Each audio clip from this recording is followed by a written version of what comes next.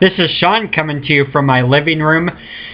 Everyone left the house for this evening, so I get the house all to myself. So I am downstairs today, and today I'm going to be talking about part 2 of the Democrats are wusses video, the wussification of the Democratic Party. And today I'm going to propose the solution to this problem, and it is a lengthy one, but we are going to get into it. Before I get into that, though, I just wanted to clarify that I'm not saying for everyone to become far left in the terms of Democratic politics. I think I was misleading when I said that in the last video. There was a comment by a good friend of mine, Tyler Mills from Iowa, who said that, and I think who I think got the impression that I said that. I just want to apologize if I did send that wrong impression out there. As I said, there were Democrats like Alan Grayson who did as I said, and they got completely killed in the 2010 election. So I don't recommend y'all. Everyone becomes as far left as the Tea Party's made the Republicans, but I do think that there are certain principles that we need to stand on, and we need to get behind, and we need to defend. Okay, and right now I don't think we're even defending moderate policy right now. I gave an example to Tyler about Simpson Bowles, which I'll get into in a minute. The Debt Commission came up with that.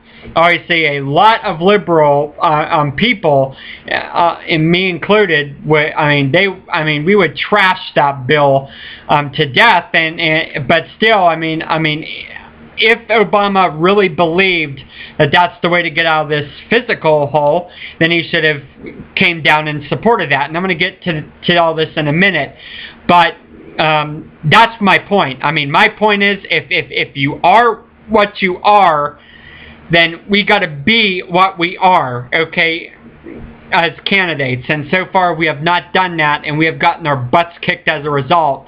Instead, we run away from issues, and we don't want to take courageous stands on them, and therefore we are in huge trouble because of that. And we could lose a lot of elections if we continue down that path. So I just wanted to make that clarification to Tyler and anyone else who got the wrong impression, and I do want to apologize if I did send that wrong impression out there. But that said, I'm going to get into the meat of the video, and basically I'm going to recap. In the last video, I talked about the wussificates, like Cory Booker and people like that, who I think are doing a great disservice to this party. Also, I talked about what happened in Wisconsin. We got crushed in the recall last week. I think it was last week to this day. It was a horrible day for Democrats, and it definitely showed the true need that we need to really regroup and retool our message. The job numbers were bad. Like I said, last month we created 69,000 jobs. Economists were expecting 150,000 new jobs. So as you see, total decimation there. Terrible job numbers, and as you see, that's taken a toll on Obama as well. And also, Obama is proposing half-assed plans to deal with that. We're not having anything bold, and he ran on bold, big ideas. In 2008, got elected with 53% of the popular vote. But now he has completely gone away from that, and that is a huge problem, I think, in the long term. However, despite all of these gaffes, okay, the wussificates, like people getting off message, Wisconsin, the bad job numbers, the lack of any real big, bold plan to get us out of this mess from Obama, yet his approval rating is 48% average, according to the average of polls from Real Clear Politics. He is at 48%. Still leads in Pennsylvania, Virginia, and Colorado slightly, not up by a lot, but Obama does have the edge there. But however, he is tied in Michigan, is down in Ohio and Florida now, according to a purple poll. So that should worry him, but still, he does have Virginia, he still does have Pennsylvania and Colorado. So therefore, he is pretty much even in the polls, and you see that in the national polls as well. So I compare it to this, okay? We played a quarter of football, okay? It's like the Steelers, okay? We might have been badly outplayed in the first quarter. Like I said, let's pretend this is the Steelers, okay? We were badly outplayed in the first quarter, yet we're down 7-0, okay? That is totally doable since this is a 4-quarter game, okay? Since football is a 4-quarter game, if you're down 7-0 in the first quarter, then okay, you look okay. If you get totally crushed, okay. Now we just got to see, okay, what do we do wrong? What do we do in the second quarter? What do we do in the second half to turn around that score and win the football game? Okay, it's about winning, and same with politics, okay? The first quarter of our politics, it sucked, okay? The last month was our first quarter. It was terrible, okay? But despite all of the gaffes, despite all of the off-messaging, despite all of the problems we ran into, the Wisconsin defeat, the bad job numbers of May, Obama's tied, okay? So that's actually not a bad sign right now, okay? We're tied in the polls. However, we got lots to do because we still got to win this thing, and we are not winning right now. We are tied in the polls, or we are slightly behind, okay? So that's how we got to treat this now. We got to look at this very simply, that we are slightly down, maybe tied, but we're not too far behind that we can lose this thing, okay? It's not over yet. We had a terrible month. We had probably had the worst month since Willie Horton as a party, but we are still not completely behind, and therefore we have got to get our acts together, because if we don't, we are going to lose. Pretty soon, the battlegrounds currently in play are going to be out of play. Then Romney's going to start making cracks in Wisconsin, then Michigan, then Pennsylvania, maybe New Hampshire, maybe Oregon. Okay, we got to be concerned about that as a movement. As liberals, as progressives, and if you're Democrats, we got to stay on message. So therefore, standing is pretty bad. So therefore, what are we going to do about this? That's the question. What are we going to do about this? What should Obama do about this? What should the DNC, what should Democrats all across the country do about this? Well, I got my plan. First off, I have many plans, okay? Let's start with buzzwords, okay? And basically, those are words that are easy to understand. I talked about some of this last night, like unions. We should say a union is your workplace right. And even simpler is your right. And there are politicians trying to take away your right. Americans love rights, okay? We love freedoms. Compare a union to a freedom, okay? We've been getting trashed when it comes to unions, but guess what? If we just say a union is a freedom, a union is your right, then we can make up ground, and we can be more favorable with unions. People still view unions positively in these polls. Even in the Wisconsin recall, a majority of people who went to the polls said they do view unions positively. But we still lost because we let the message of unions get totally out of hand. We got to get to that. And there are other buzzwords too, like Mitt Romney wants to raise your taxes. I'll get to that in a minute. And other stuff. Raise taxes on the poor. Tax and cut the poor. Okay, I'm going to get into some of those buzz phrases, but those are a couple of the buzz phrases we need to start doing if we want to get into this race.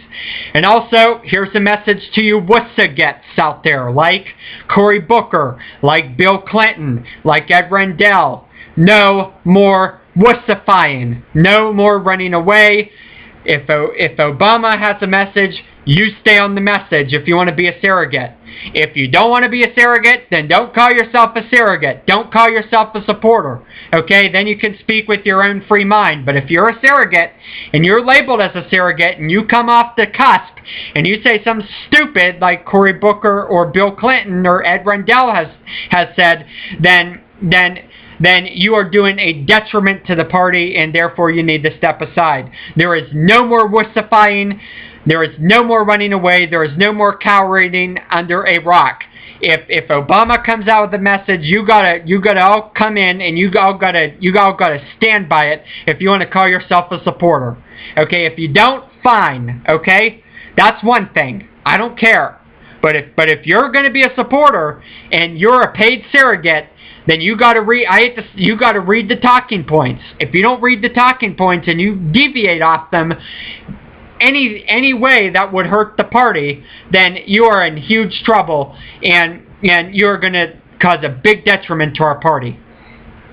Also, we got to make this a real choice, okay? Obama is failed here, okay? We have got to offer bold plans.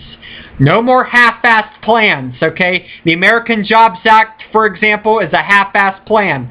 The economy's slowing. Europe's in trouble. China's slowing, okay? So therefore, we can't have half-assed plans like the American Jobs Act, which will only put about 1 million people to work. That ain't gonna cut it in this economy. That is still danger zone.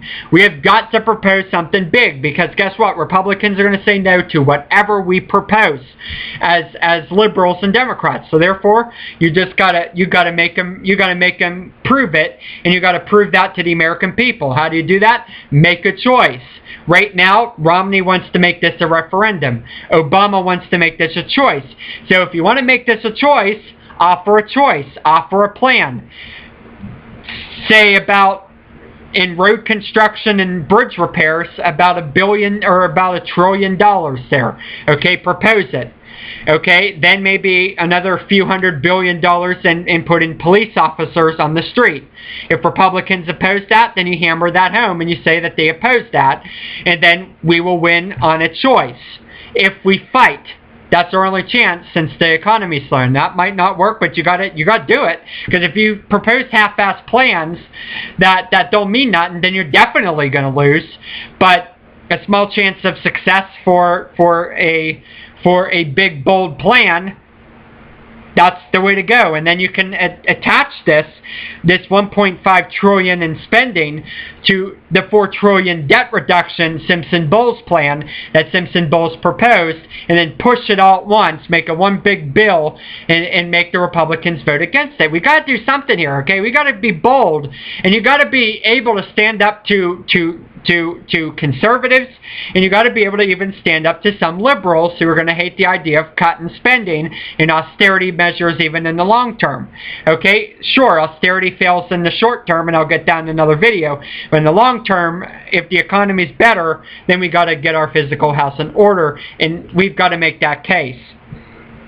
Okay, we got to, and also, we screwed up Bain. There's no question about that, but we've got to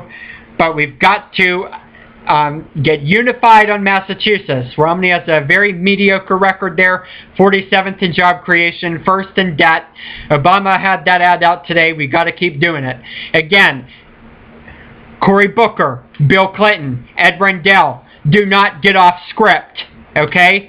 When we're talking about Massachusetts, don't get off script, okay? You hammer home that point, because we lose if we run away from it. Okay, that's the fact. We got to fight, and sometimes when fighting, you have to attack the opposition. Okay, then tie Romney to Ryan, Paul Ryan. Buzz phrases will come in handy, like tax and cut the poor. Paul Ryan wants to raise taxes on poor people. Okay, a lot of people will not support that, especially since the poor people pay a lot of taxes as it is on the state and local levels. Okay, so they can't afford any more taxes, and we got to make that clear to people out there, swing voters out there, that they can't afford that. Romney also timed the rubber fork. He was a radical nominee for the Supreme Court. He was voted down by both parties. He was very radical on civil rights and women's issues. Run that ad. And same with the Arizona immigration law. He came out in support of it. Run that ad in the Hispanic states, and hammer home that point. I mean, we have got to start doing these things, because if we don't, we are in huge trouble. So that's basically what I got to say for this video. Let me know what you think about it. Let me know what you think of the other video. On Thursday, I will have a plan when it comes to the economy. We will finally get into some policy here now that I'm done yelling at the Democrats. Okay, so with that said, have a good one, everyone. Thanks for watching.